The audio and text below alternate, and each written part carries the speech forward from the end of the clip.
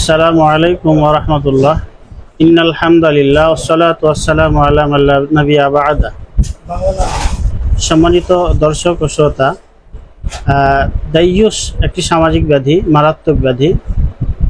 দাইয়ুস থেকে বাঁচতে আত্মমর্যাদাবোধ থাকতে হয়, গায়রিয়াত থাকতে হয়।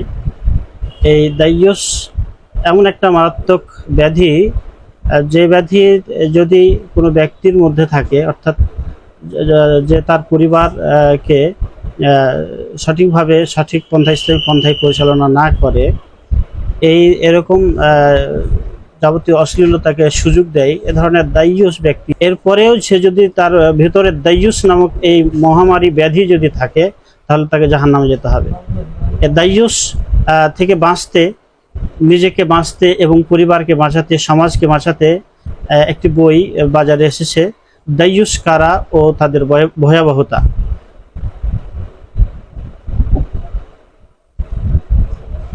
এই বইটি পাঠের মাধ্যমে দর্শক ও শ্রোতা আপনারা দাইয়ুস সম্পর্কে, যে দাইয়ুসের মূলনীতি, দাইয়ুসের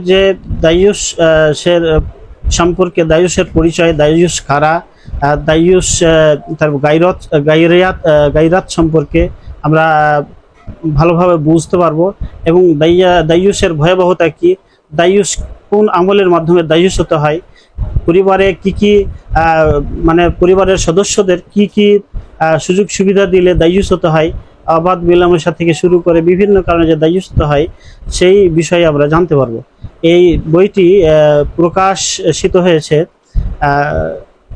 ওয়াহিদিয়া ইসলামিয়া লাইব্রেরি, রাজশাহী থেকে। এই বইটি প্রকাশনায় এবং যারা এই বইটি প্রকাশ করতে গিয়ে সার্বিকভাবে সহযোগিতা করেছেন, সকলকে আল্লাহ রাব্বুল আলামিন উত্তম যাজা প্রদান করুন।